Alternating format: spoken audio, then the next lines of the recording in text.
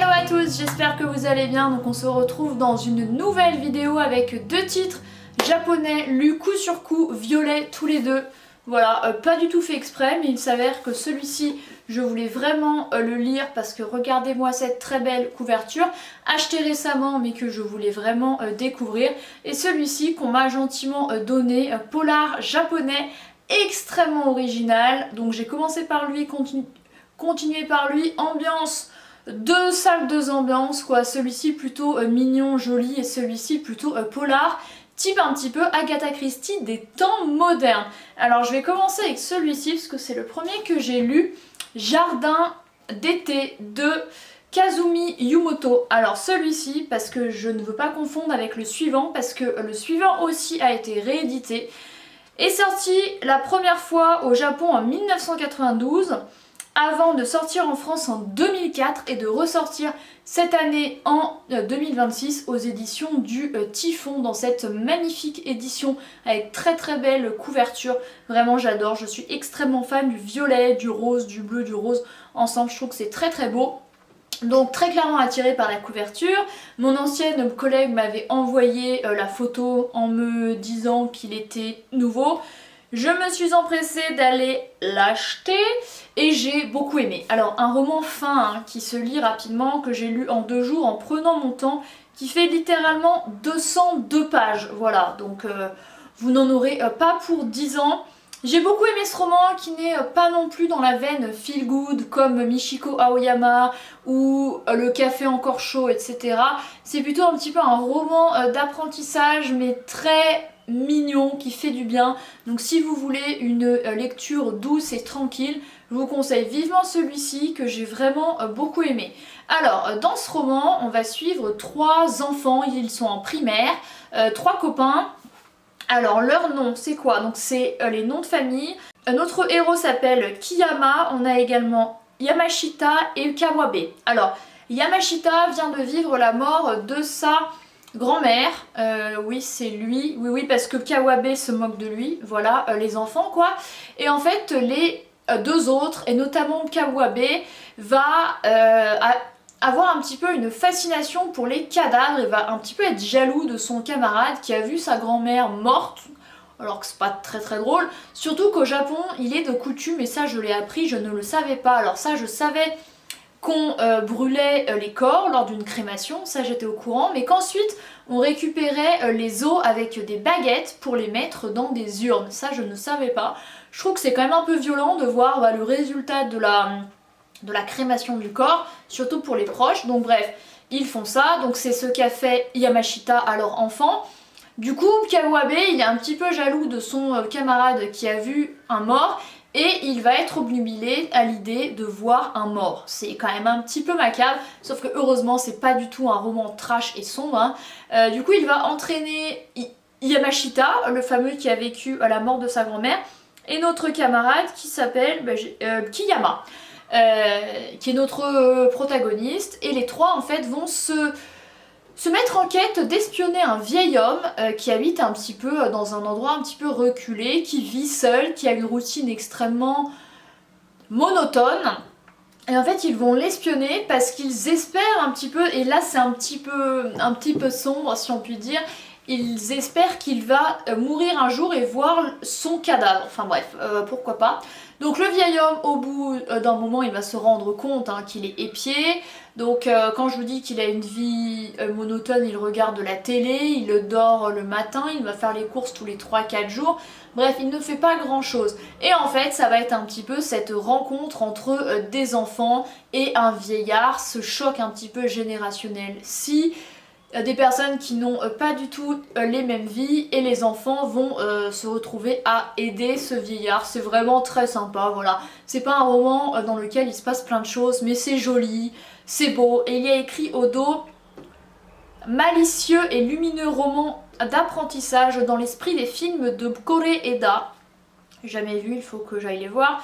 Jardin d'été conte une poignante sortie de l'enfance où la conscience de la mort donne le goût de la vie. C'est franchement sympa, voilà, si vous voulez un roman accessible, mignon, un petit peu original aussi, je vous conseille vraiment celui-ci. Il est vraiment très chouette. Et le second roman qui pour le coup est beaucoup plus, ouais, et beaucoup plus trash hein, quand même, vu que c'est un polar, c'est Les Crimes de la Maison Bleue de Yukito Ayatsuji. Alors vous ne connaissez pas cet auteur, c'est normal, c'est son seul roman traduit en français. Alors celui-ci est sorti au Japon en 1987, donc ça date de fou, et là il sort que cette année du coup chez Verso en français. Et en fait il a été réédité au Japon l'année dernière avant d'être traduit cette année. Alors si vous voulez un petit peu un polar dans la veine Agatha Christie, enquête, huis clos, allez-y, foncez, j'ai vraiment adoré ce roman que j'ai lu en 2 jours et dont une espèce de suite sort cette année là en novembre sous le nom Les Crimes du Moulin aux 3 roues. Donc voilà, c'est le même auteur, je pense que ce sera le même genre. Et il faut savoir que ce roman est un petit peu considéré comme un roman pionnier pour les auteurs que sont notamment Uketsu, le fameux qui a écrit Strange Pictures, Strange Houses et Strange Buildings, et Keigo Higashino. Vous savez, vous avez un petit peu une enquête avec le lecteur qui participe aussi à la résolution d'une affaire. C'est clairement le cas dans les romans de Uketsu où vous avez des schémas, des photos et tout, et le lecteur prend pleinement part à la résolution du truc. Ça c'est vraiment le même genre. Si vous voulez quelque chose d'original, d'interactif et que vous aimez Agatha Christie, allez-y. Bien qu'écrit il y a plus de 30 ans, ça reste très contemporain. Et on va suivre en fait 7 étudiants, dont 2 étudiantes, qui vont se retrouver sur une île au large des côtes japonaises, une île isolée et au sein de la Maison Bleue. La Maison Bleue qui a vu en ses murs se passer une tragédie une année auparavant d'un quadruple homicide. En fait, ce quadruple homicide est la résultante de la mort d'une jeune fille et quelqu'un a tué ces gens. Bref, ces 7 étudiants-ci sont assez jeunes, ont la vingtaine et sont tous fans de polar. Ils sont un petit peu dans un book club et le but c'est d'aller une semaine là-bas pour discuter, écrire, voilà. Donc ils se retrouvent au sein de cette drôle de maison-ci qui est en forme décagonale, donc qui a 10 côtés, il y a 10 pièces. Et ça commence très fort parce que donc chacun a sa chambre et au centre il y a la pièce commune. On a un schéma pour que vous situiez un peu le truc. Et quand je vous dis que ça commence fort, ça veut dire qu'ils arrivent tranquilles. Chacun a un surnom d'un écrivain de polar célèbre. On a par exemple Ellery, Poe, Carr, Agatha, etc. Et en fait, ils vont voir des espèces de plaquettes, de tablettes dans la salle commune où il y a écrit victime 1, 2, 3, 4, 5, détective et coupable. Donc là, ils vont se dire qu'est-ce que c'est que ça, jusqu'au moment où la première victime est retrouvée. Donc qu'est-ce qu'il se passe? Est-ce que c'est l'un d'entre eux? Est-ce que c'est le responsable du quadruple homicide d'une année auparavant qui est encore en ses murs? Franchement, c'est hyper prenant.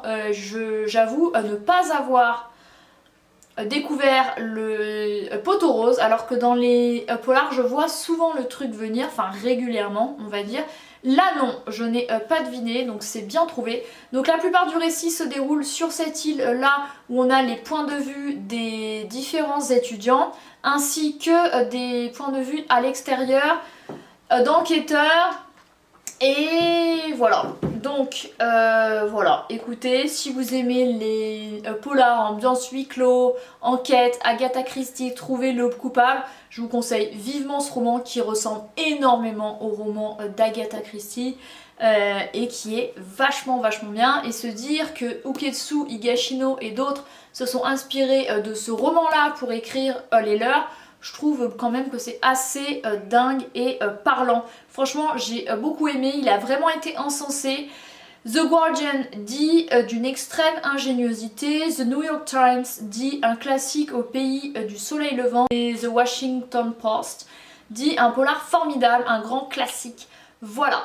Écoutez, voilà, c'en est tout pour cette assez courte vidéo de 2 titres japonais violets lus coup sur coup que j'ai beaucoup aimé.